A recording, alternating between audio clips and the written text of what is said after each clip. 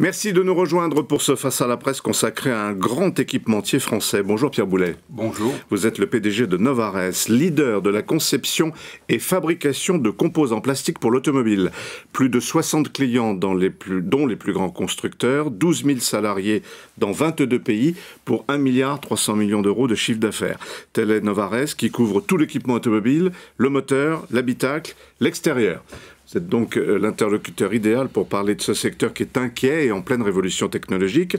Pour vous interroger, à mes côtés, Christophe Bourou, RTL. Bonjour. Pierre Devineau, Europe 1, bien sûr. Bonjour. Pierre.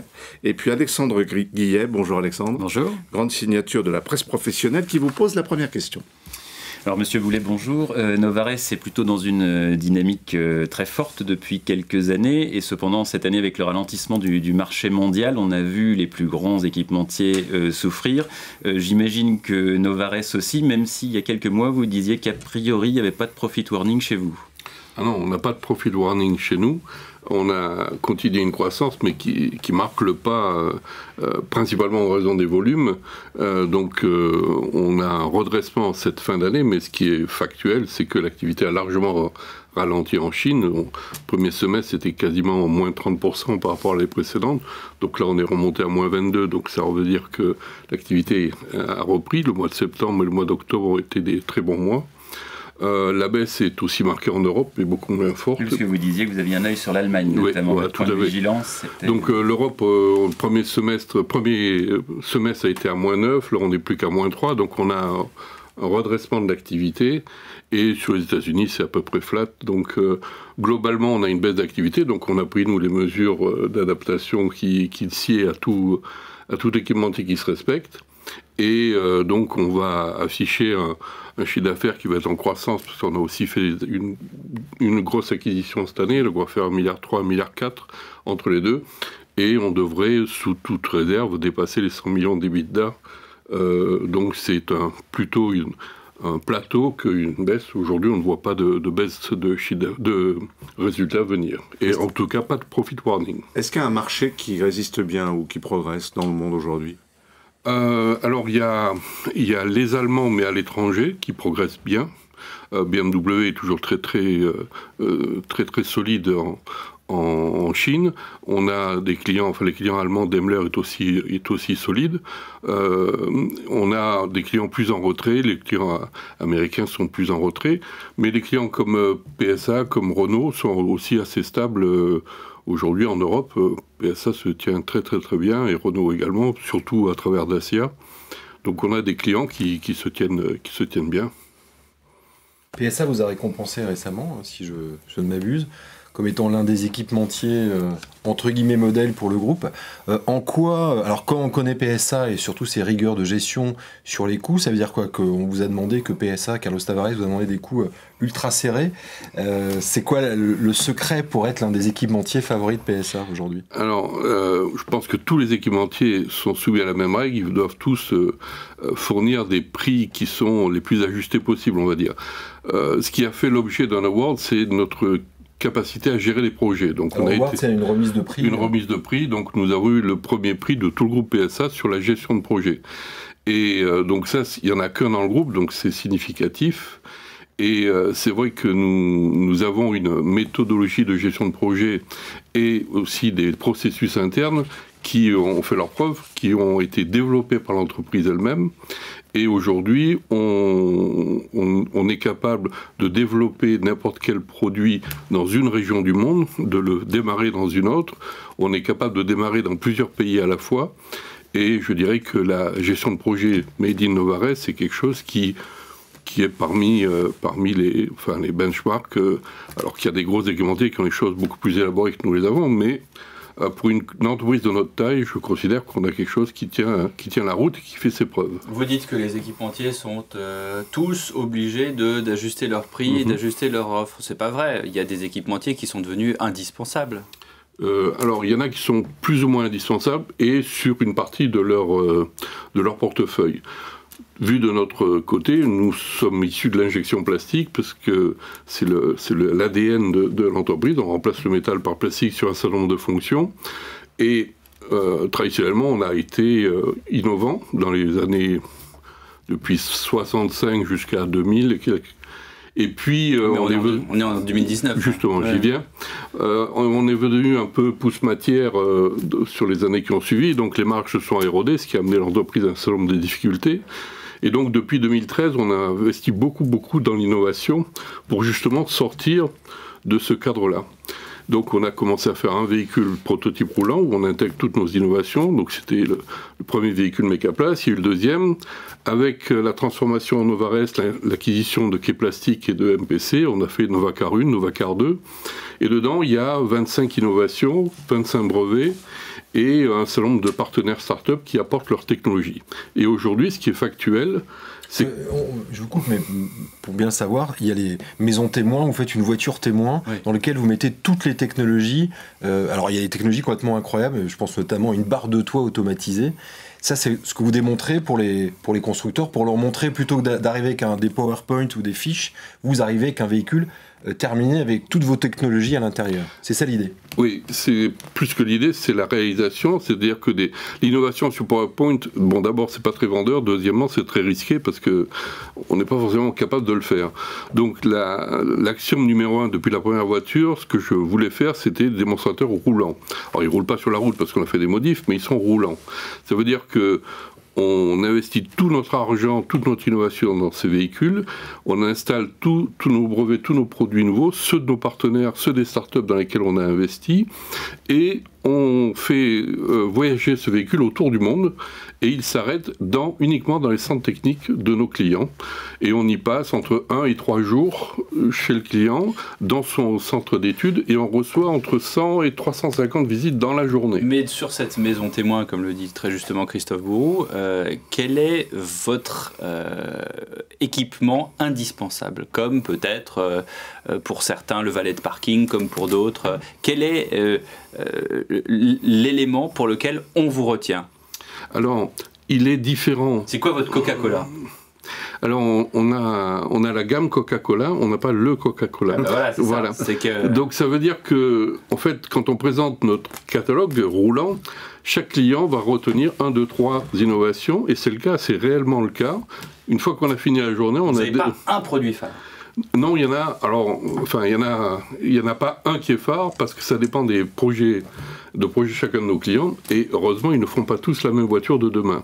Donc, il y en a qui sont plus ou moins sensibles à tel produit, à telle innovation, et d'autres à d'autres.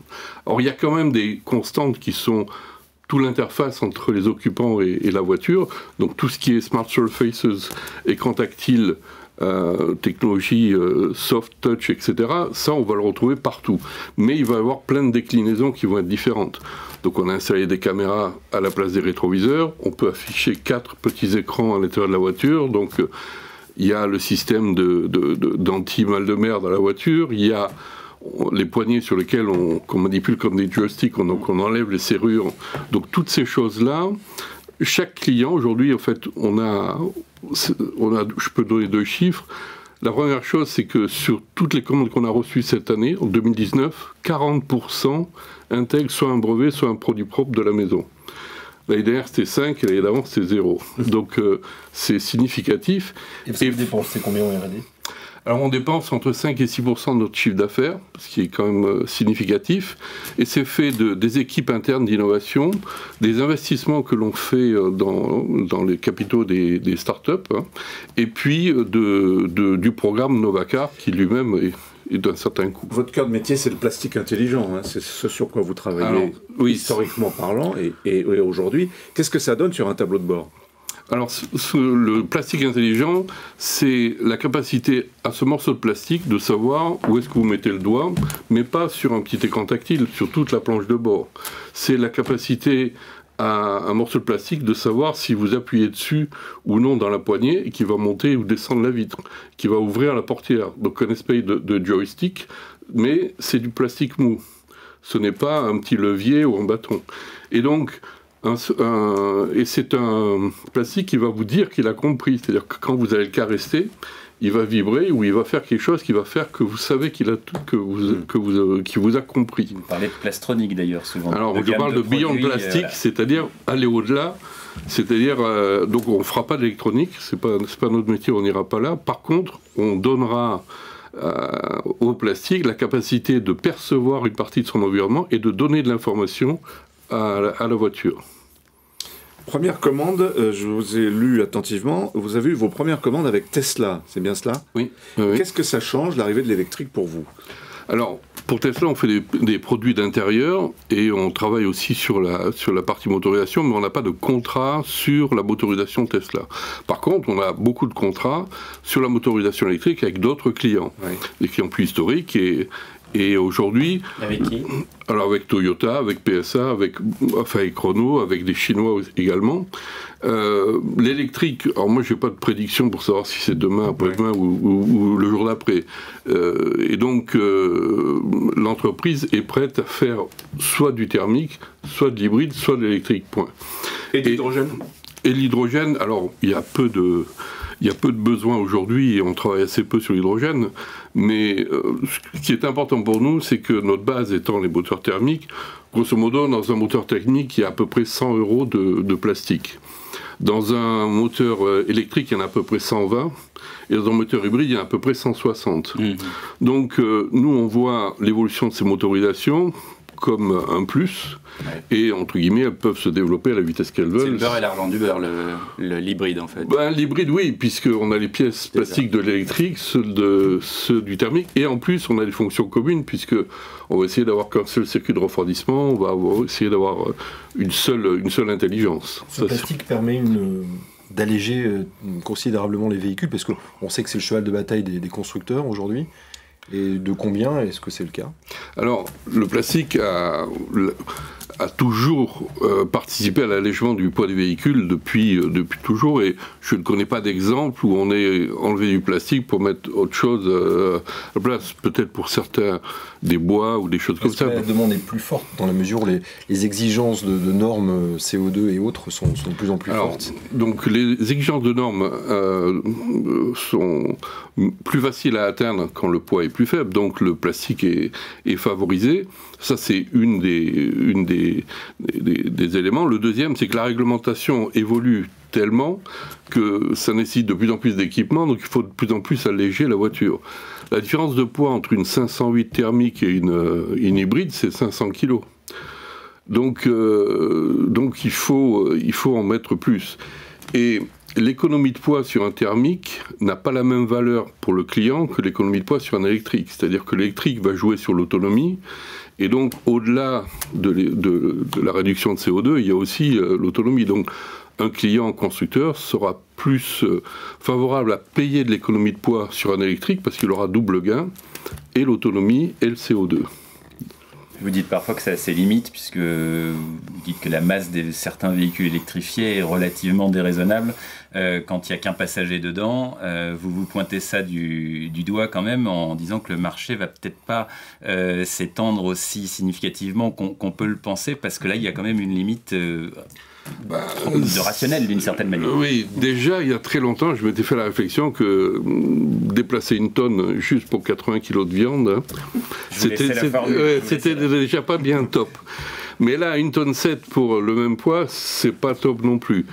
Et puis, on a une autre tendance qui est que, on a des drones aujourd'hui qui transportent quelques kilos, mais finalement, un drone qui transporterait 80 kilos ou 100 kilos, ça devient une voiture autonome. Et j'ai l'impression que la vraie voiture autonome, de manière un peu semi-industrielle, elle n'aura pas de roues. Elle n'aura pas de roues, parce que c'est tellement compliqué de faire une voiture autonome avec des roues qui voyagent vraiment. C'est-à-dire, je ne parle pas de l'assistance, c'est-à-dire rentrer sur une autoroute aujourd'hui et dire « réveille-moi à la sortie 24 », on va dire que c'est faisable aujourd'hui. Par contre, fais-moi traverser la place de l'Étoile en moins d'un quart d'heure, ça c'est déjà plus dur. Sous la pluie, j'en parle pas, et sous la neige, c'est juste impossible. Donc, et puis après, il y a le volume qui va faire que... Donc, et puis on entend quand même beaucoup moins parler d'autonomie aujourd'hui. Par contre, je pense qu'on ira beaucoup plus loin dans l'assistance. Il y aura de plus en plus de... Vous semblez agacé par tout ce discours sur la voiture autonome qu'on annonce pour 5 ans, 10 ans, etc. Vous y croyez pas trop? Vous croyez aux aides à la conduite? Enfin, je ne suis pas agacé parce que ça ne me touche pas. Donc ça m'est complètement égal. C'est-à-dire qu'il y a plein de gens qui font des essais. Ceci étant, il y a un principe de réalité de ma part qui est de dire... il faut tellement de technologie pour que ça se fasse qu'il y aura quelques happy few qui auront ça. Deuxièmement, il y a un gros problème que je vois, c'est l'assurance. Aujourd'hui, vous avez un accident, c'est votre assurance. Demain, il y a quelqu'un qui conduit une voiture de la marque X en Afrique du Sud, il a un accident parce que la voiture a emplafonné je sais pas quoi. Il y a un gamin qui sort, qui suit son ballon. C'est l'assurance du constructeur. Même si statistiquement, il est prouvé qu'il y aura moins d'accidents, il n'en reste pas moins vrai que ça va être le constructeur. Et donc, je pense qu'il y aura tellement de freins que la raison va finir par l'emporter. Et c'est un pari que vous faites, là? Non, parce que ça n'a aucun impact sur la stratégie de l'entreprise. C'est-à-dire que on participe au dialogue entre l'homme et la machine, on participe sur le dialogue entre la voiture et l'environnement. Donc, on intègre des capteurs dans le pavillon supérieur de la voiture, dans les barres de toit. Donc on participe à tout ça, et donc pour n'importe quel besoin, on propose des solutions. Et par contre, on ne va pas investir dans l'autonomie elle-même des voitures. Mais mes convictions n'ont rien à voir avec la stratégie de l'entreprise. Pierre Boulet, l'innovation, ça s'accompagne aussi par, et vous faisiez référence au poids des voitures, c'est très juste, aujourd'hui les métaux sont de plus en plus légers. Est-ce que le plastique peut être de plus en plus léger? Alors, les métaux sont de plus en plus légers, il va falloir que je révise mes cours. La constatation est là, c'est-à-dire que les alliages sont plus les mêmes. Prenez une voiture des années 60 par rapport à une voiture d'aujourd'hui, la tôle n'est quand même pas du tout la même. Alors on en met moins, ça c'est factuel, les épaisseurs ont diminué, mais la masse, la densité du métal n'a pas beaucoup bougé. Alors la densité du plastique, non plus. Par contre, on a quelques applications sur maintenant des grandes pièces, hein, des panneaux de porte ou des tablettes de planche de bord, où on fait du plastique moins lourd que le plastique. Donc ce sont des plastiques alvéolés dans lesquels il y a des bulles d'air à l'intérieur, et on arrive à gagner une 30% quand la pièce est assez grande et vaste. Et on garde la robustesse et la sécurité du coup? Oui. Donc ça existe, voilà. Quelles sont les demandes aujourd'hui les plus pressantes de la part des constructeurs? Qu'est-ce qui vous demandent le plus? Alors, là, il y a il y a un vrai challenge en ce moment qui est la réduction au CO2, enfin l'adaptation aux normes et le respect de la réglementation. Et ça va bien au-delà de ce qui nous est demandé. C'est-à-dire que je pense que les grands changements en ce moment qui secouent l'industrie automobile, une grosse partie viennent de cette course à la réglementation, alors que l'on peut... À marche forcée, on peut le dire. Hein. Oui, c'est-à-dire que le monde politique a mis des jalons assez loin, les constructeurs, alors certains ont démarré, d'autres pas, mais ce qui est factuel aujourd'hui, c'est que ceux qui n'avaient pas démarré font partie des gens qui sont fusionnés, c'est-à-dire que Fiat. Opel et Fiat, les deux, pour des raisons différentes d'ailleurs, n'avaient pas de moteur prêt à passer la réglementation, donc ça devenait soit des gens qui allaient payer des grosses pénalités, soit des cibles faciles. Ça touche même Jaguar Land Rover, hein. Alors dans une moindre mesure, mais pour des véhicules des gammes Opel ou des gammes Fiat, ça c'était vraiment crucial. Comment vous pouvez les aider concrètement? Nous en fait, on a eu beaucoup de chance parce que on ne livrait rien à Opel et on ne livrait quasiment rien à Fiat sur la partie moteur. Donc, comme PSA rachète l'une et l'autre, et que sa seule solution, c'est d'installer ses organes et ses moteurs sur les véhicules Opel et Fiat, et que le plus rapide pour lui, c'est d'augmenter les volumes de ce qui existe déjà, on a eu une croissance de volume significative avec PSA, déjà avec Opel, et si on fait bien notre boulot, et si on continue à travailler correctement avec PSA, il n'y a pas de raison qu'on fasse pas... Au fond, chouette les normes pour nous, on se frotte les mains. Je ne l'ai pas choisi, je n'ai pas choisi de ne pas travailler avec Opel, je n'ai pas choisi de ne pas travailler avec Fiat. Il se trouve que dans ce cas-là, il y a un effet d'aubaine que l'on saisit. Ceci étant, on a dans le passé beaucoup travaillé avec PSA pour être très présent sur leur moteur. Donc c'est là que l'entreprise est méritante. Elle a travaillé dans le passé et on a beaucoup de pièces sur les moteurs qui vont bien. Bon, et puis il y a cette cerise qui est arrivée sur le gâteau. Voilà. Si on regarde votre portefeuille client, cet an dernier, on a le sentiment que Novares devient un peu plus premium. Vous avez gagné beaucoup de pénétration chez BMW notamment. Vous avez évoqué Tesla tout à l'heure. On pourrait citer à nouveau Jaguar Land Rover. C'est une volonté stratégique ou alors c'est le fruit un peu d'opportunités commerciales? On ne travaille pas avec Jaguar par opportunité, et encore moins avec BMW. Hein. Donc BMW, ça a commencé il y a 7-8 ans. BMW représentait quasiment rien dans notre portefeuille. Et nous étions présents en Chine depuis à l'époque 15 à 17 ans.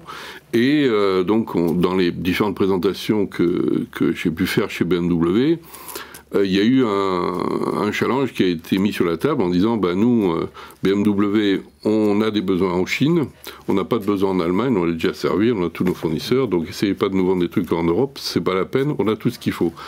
Si vous voulez travailler avec nous, il faut créer une usine en Chine, en Mandchourie, c'est au nord de la Corée du Nord. Et est-ce que vous êtes d'accord de faire ça? Donc, pour fabriquer quoi? Pour fabriquer des pièces plastiques pour leur usine qui est dans la même ville, qui allait être dans la même ville. Donc, on fait réunion avec moi-même, avec mes gars, et puis on a dit banco, on y va, parce que c'est un client auquel on croit. Et donc on a construit cette usine, et on a aujourd'hui, elle est complètement saturée, donc on doit soit la doubler, soit déménager parce qu'elle est trop petite. Mais c'était ce pari. Ensuite, il y a eu, quand on a racheté Key Plastic, des gros projets d'aérateurs pour BMW. Et donc, de la même façon, gros marché, gros investissement des équipes pour faire que ça tourne. Et là, on a présenté nos innovations en aérateurs pour BMW. Ils ont passé 3 jours à les ausculter. Les aérateurs, c'est les aérateurs que vous avez dans les planches de bord. Donc ça, quand je règle l'aération, ça vient de chez vous, en fait. Pour une bonne partie, oui. D'ailleurs, ils vont devenir invisibles. Hein. Ouais. Alors, on les fait, ceux qu'on a présentés maintenant, ou ceux qui sont dans le Vacar, sont slim, donc il n'y a plus qu'une seule lame. Et donc l'air est piloté à l'intérieur de la planche de bord et non plus à l'extérieur. On s'en occupe plus donc. Et donc c'est pour ça que j'ai froid aux genoux, c'est grâce à vous. En fait. Non, parce qu'on ne les a pas encore installés. Non, mais quand ils seront installés, je renvoie mes réglages. Vous voulez. Et on pourrait aujourd'hui mesurer la température de l'individu, regarder quelle consigne il aime, et régler la température et la direction en fonction de qui s'est assis dans le siège. C'est aujourd'hui des choses qui sont faisables. Et cette année, on a eu le plus gros marché d'aérateurs que BMW a passé. Donc, je dirais, ça se travaille, ça prend 7, 8, 10 ans. Ouais. Et pour Jaguar? Pour Jaguar, c'est pareil. Jaguar a voulu s'installer en Europe centrale. On a fait le pari de travailler avec eux et de faire des prestations que d'autres ne voulaient pas faire ou n'étaient pas intéressés. Et aujourd'hui, Jaguar est un de nos gros clients. C'est quoi ces prestations? Vous êtes tout d'un coup très secret là. Non. En fait, il s'agit d'investir dans des pays qui ne sont pas forcément des pays très simples à travailler, on va dire. Pourquoi? Et de le faire dans des délais rapides et très courts. L'une des forces de Novares, nous ne faisons que 1,4 milliard. Mais si vous comparez toutes les sociétés qui font 1,4 milliard dans l'automobile, vous trouverez peu de sociétés qui sont dans plus de 20 pays et qui sont de manière significative dans 20 pays. Et donc, pour Jaguar, être capable de produire dans plusieurs pays, d'être capable de développer chez eux, de produire ailleurs, la même chose pour PSA, le mieux, c'est Dacia, où ils sont dans N pays, et on produit à chaque fois dans le pays où ils veulent. Pour nous, c'est un avantage compétitif fort. Et ça veut dire qu'on a 12 000 personnes. C'est l'adaptabilité, en fait, géographique. Oui. Et surtout, notre capacité. On a créé une usine en Slovaquie. En 1 an, elle était debout, et on produisait des pièces. Et en plus, on a une capacité à gagner de l'argent rapidement. C'est-à-dire que on arrive à construire une usine dans un pays où on est complètement absent et on gagne de l'argent au bout de 6-7 mois. Donc on est assez sûr de nos investissements et on hésite beaucoup moins que d'autres à faire. Et puis on a vu, nous, beaucoup de concurrents allemands, américains, aller dans un pays, prendre un bouillon, revenir, ce qui est pour l'instant pas notre cas. Alors, il faut rappeler qu'il y a 3 ans, Novares n'existait pas, c'était Mecaplast, et que vous avez racheté l'américain Key Plastics.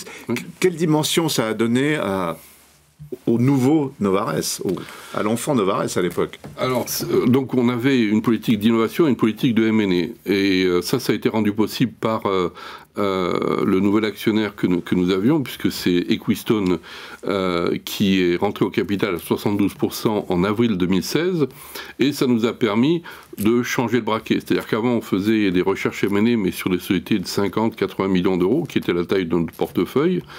Et avec Equistone, le deal, c'était qu'on puisse faire beaucoup plus et beaucoup plus vite.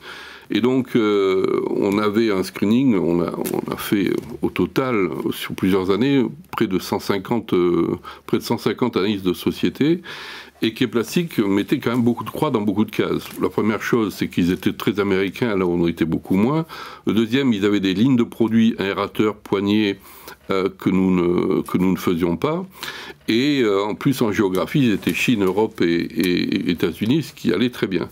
Donc, on a négocié, en fait, ça s'est passé, il y a eu toutes les manœuvres d'approche, mais la négo, ça a été une journée. C'était juste une journée. Et on s'est serré à la main à la fin, et donc le deal s'est fait.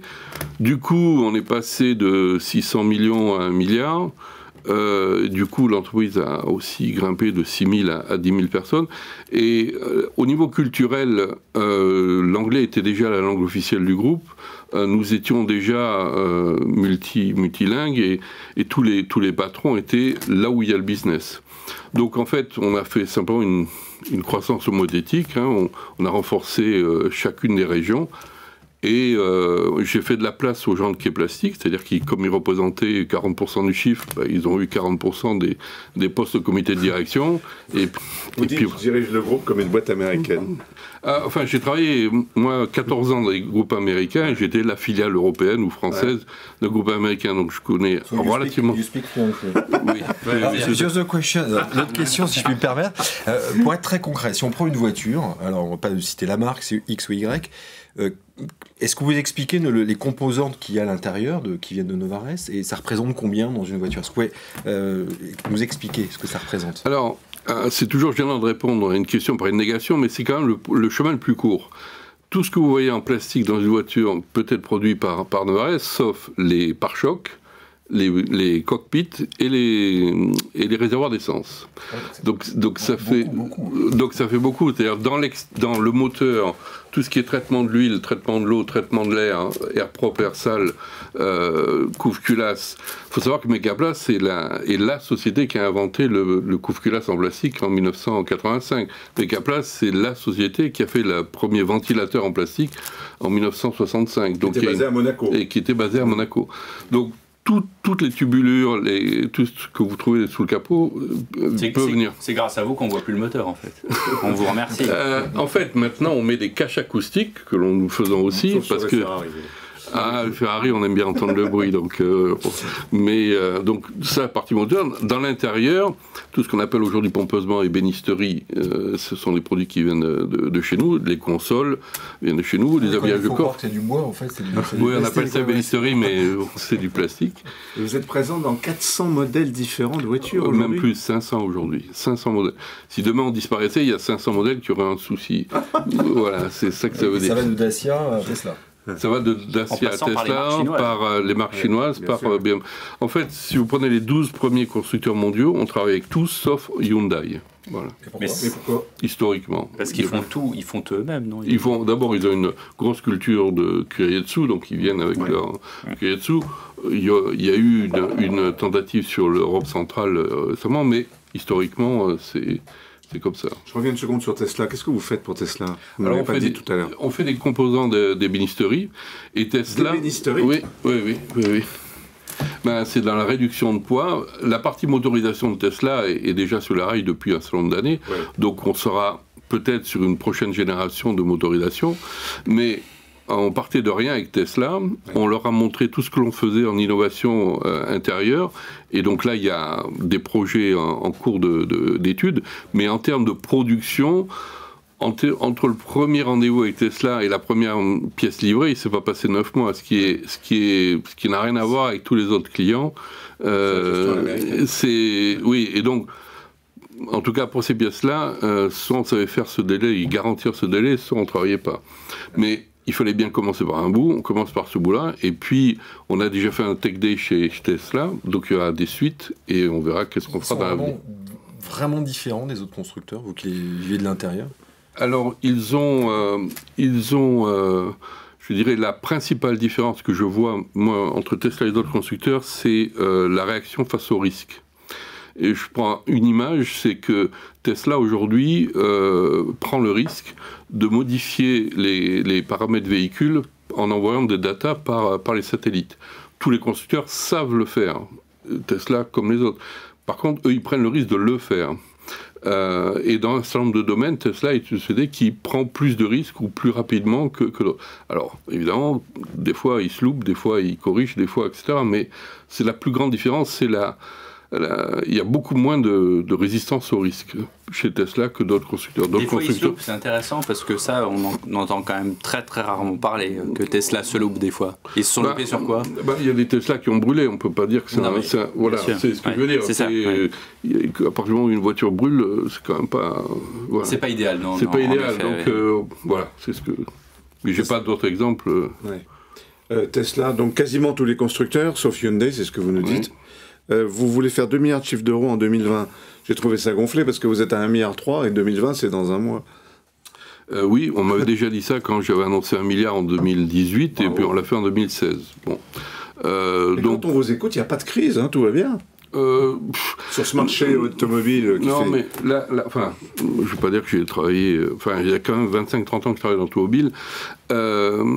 L'automobile présente des hauts et des bas, et la vraie crise, c'est de ne pas... ça serait de rester statique par rapport à l'environnement. Les volumes baissent, si on s'adapte, on fait des résultats moins brillants que d'habitude, mais on passe la crise. On passe le creux de volume. C'est sûr que s'il y a une baisse de volume et qu'on ne change rien dans nos habitudes, oui, on a un problème. Mais vous n'êtes pas constructeur, on a bien compris, vous êtes équipementier. Et quand Audi supprime 10 000 emplois, là ça a été annoncé cette semaine, est-ce que vous, chez Novares, vous créez encore des emplois ou est-ce que vous êtes plutôt sur la pente inverse?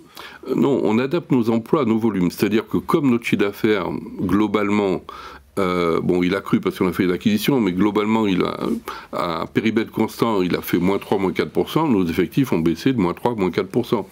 Donc pour moi, c'est une adaptation naturelle à l'environnement. Alors si on ne s'adapte pas, on va perdre un fric fou et puis au bout de 2-3 ans, on sera mort. Si on s'adapte rapidement, on passe la vague. Et pour moi, l'automobile, c'est comme un voilier en haute mer. Hein. Quand il y a des grosses vagues, il faut prendre les vagues chacune son tour, et c'est pas le lac Léman. Donc que le lac Léman, oui. Il y aura de grosses tempêtes. Oui, mais c'est quand même dans un bocal, quoi.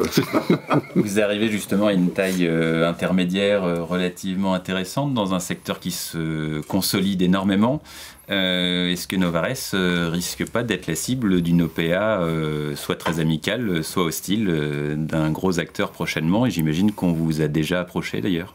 C'est ce qui pourrait lui arriver de mieux. Hein. C'est ce qui pourrait lui arriver de mieux. Hein. Faut toujours. C'est un appel du pied. Non, mais il faut toujours mieux faire envie. Ça, il faut le rappeler. Hein. Oui, vous avez renoncé l'an dernier. Oui. Mais il vaut mieux faire envie que pitié, de toute façon. Hein. Donc, si Novares réveille des appétits ou des intérêts, c'est très bien. Ça veut dire que quelque part, on a bien fait notre job. En général, on le fait vis-à-vis de nos clients, mais si on le fait vis-à-vis d'investisseurs, c'est aussi bien. Et de toute façon, ce que je dis toujours en interne, c'est que notre liberté interne dépend de nos résultats. C'est-à-dire que si on continue d'avoir des bons résultats, si on continue de faire l'innovation, si on continue d'avoir un certain succès, on aura toujours voix au chapitre sur notre avenir. Et je ne vois pas de société qui viendrait investir ou racheter Novares et qui demain voudrait le fermer. S'il met autant d'argent là-dedans, c'est pour développer. Ça veut dire que vous êtes très cher. Vous irez en bourse l'année prochaine ? Alors, il faut quand même que le climat change, parce que déjà en 2018 c'était pas top parce qu'il y avait la volatilité, mais en 2019 c'est continuellement pas très top. Quand vous voyez vos concurrents, Valeo, Plastic Omnium, les cours de bourse... Ils ont été maltraités, ouais. Et je pense qu'on aurait... Injustement. On aurait... pour certains d'entre eux, oui. Et je pense qu'on aurait subi le même sort. Hein. Je pense pas qu'on aurait été traité différemment. Donc finalement, le fait qu'on ne soit pas rentré en bourse, c'est quelque part une très bonne nouvelle à l'heure d'aujourd'hui. On l'a pas choisi, mais ça s'est passé comme ça. On aurait préféré rentrer en bourse à l'époque. On n'est pas rentré en bourse, on a...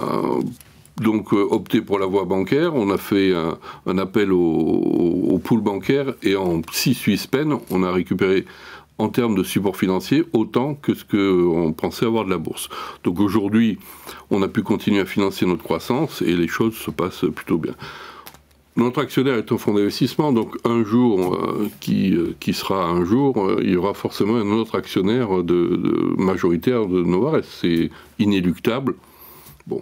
Même si vous avez une spécificité très à vous, vous faites partie de la grande famille des équipementiers. On a vu récemment, très récemment, des grands équipementiers, j'allais dire presque fuir, en tout cas claquer la porte de la très fameuse FIEV. Est-ce que l'accompagnement par un syndicat, pour vous, est important? Et si oui, pourquoi? Alors, comme j'ai décidé de ne pas faire langue de bois, on va continuer. J'ai fait, je crois que c'était à l'époque où j'étais chez Lear, j'étais à la FIEV, adhérent de la FIEV. Et donc j'en suis parti à cette époque-là, et en me disant que je n'y remettrai plus jamais les pieds. Mais c'est pas une spécificité de la FIEV, c'est la spécificité, pour moi, de beaucoup de syndicats, que ce soit la SIA ou l'autre. Enfin, je veux dire, la question c'est la valeur ajoutée. C'est-à-dire que aujourd'hui, la FIEV s'occupe d'équipementiers, ou s'occupait d'équipementiers qui étaient à forte dominante française, et donc on a aussi des collègues qui sont à la FIEV allemande, enfin l'équivalent, mais je considère qu'aujourd'hui c'est pas adapté aux enjeux, c'est-à-dire que pourquoi je vois pas ce que la FIEV peut apporter. C'est pas un outil de négociation, parce que de toute façon la négociation se termine d'entreprise en entreprise. Et la FIEV a joué un rôle, hein, elle l'a joué, ça c'est clair. Aujourd'hui, enfin, vous me direz, je ne peux pas savoir parce que j'y suis pas, hein, donc faut aussi modestie garder, hein, donc il faut rester très prudent. Donc n'y étant pas, j'ai plus peut-être d'idées reçues de certitude mal placées, mais ce que je constate aujourd'hui, c'est que les négociations se font d'entreprise en entreprise, c'est tel équipementier avec tel constructeur, et je ne vois pas la FIEV négocier à la place de... Donc dans le plastique, il y a eu l'accord GPA il y a quelques années, c'était la suite de 2009, mais depuis, en tout cas, à titre personnel, je ne le perçois pas. Et la notion de filière française, c'est une coquetterie? La France aujourd'hui, ça représente 1200 salariés chez nous, donc 10%. Donc le groupe, il est à 90% hors de France. Et si je m'amusais à gérer Novares comme une entreprise française, je pense que j'aurais beaucoup de problèmes. Donc il faut un noyau, c'est vrai, qui est originaire de France, et une partie à Monaco, mais c'est une entreprise internationale.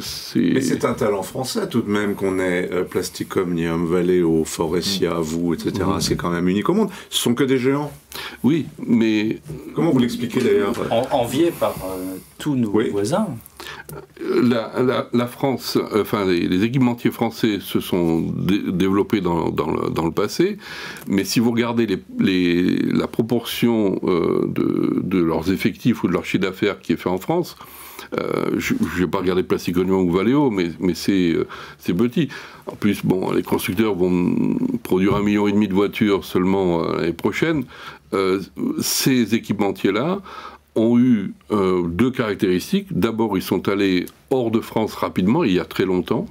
Et deuxièmement, deuxièmement, ils ont beaucoup investi en innovation. Plasticonium est un leader dans l'innovation, Valeo encore plus, Forestia a fait beaucoup de choses. Et donc, Forestia a 450 usines, je ne sais pas combien il en a en France, mais je ne pense pas qu'il en ait 40, quoi. Donc, ces entreprises françaises ont été capables très tôt de sortir du territoire français tout en gardant une culture française et d'investir dans l'innovation. Vous voulez dire que votre méthode de management, alors on vous connaît peu finalement par rapport au patron de Plasticomium ou de Valeo, vous êtes plutôt discret. C'est quoi votre méthode de management? C'est à l'américaine, à la française, un mix des deux? Elle est plutôt anglo-saxonne que française. Enfin, On a droit à une seconde chance. ouais. Oui, non, mais non, on a même droit à plusieurs. Non, on a droit à plusieurs. C'est-à-dire la notion d'erreur, et de faute, pour moi, est très différente. Le gars qui a essayé, qui s'est planté, s'il y a mis toute sa passion, toute son ardeur, ben, il a droit à une deuxième, une troisième, une quatrième chance, enfin, indéfiniment. Par contre, celui qui s'est loupé parce qu'il n'y croyait pas, parce que c'est les horaires syndicaux, etc. Alors lui, il n'a pas droit même à une deuxième, parce que de toute façon, on n'y arrivera jamais, quoi. Tout ça est très clair. Oui, Plus burger que jambon beurre, quoi. Non, il y a des Français qui ont la passion du boulot, et on en a beaucoup, heureusement. Mais c'est l'attitude qui est primordiale. C'est l'attitude de chaque collaborateur, de chaque manager, vis-à-vis du challenge et vis-à-vis du travail à faire. Si le gars est capable de partir de son boulot alors qu'il lui reste plein de boulot à faire, c'est sûr que ça ne fait pas pareil, parce que le lendemain, de toute façon, il y en aura encore plus, etc. Mais l'attitude vis-à-vis du challenge, c'est culturel. Donc, il y a des latins qui y arrivent très bien, il y a des anglo-saxons qui n'y arrivent pas du tout, mais il est vrai que la proportion d'anglo-saxons qui disent oui d'abord, qui réfléchissent ensuite, est plus forte. Ceci étant, c'est pas parce qu'ils ont dit oui qu'ils vont faire. Donc il faut aussi raison garder. Et quand un anglo-saxon dit il n'y a pas de problème, tu peux dormir sur tes deux oreilles, c'est là aussi des fois qu'il faut commencer à s'inquiéter. Pas se coucher tout de suite. Voilà. Oui. Merci Pierre Boulet. Qu'est-ce qu'il faut vous souhaiter pour 2020, à part les 2 milliards d'euros de chiffre d'affaires? Déjà, ça serait bien. Ça serait pas mal. Oui. D'accord. Donc on n'y est pas. Mais c'est pas. Il reste encore 13 mois. Et Voilà. c'est pas perdu du tout. Merci d'avoir participé à ce Face à la Presse. Merci en tout cas de vos questions.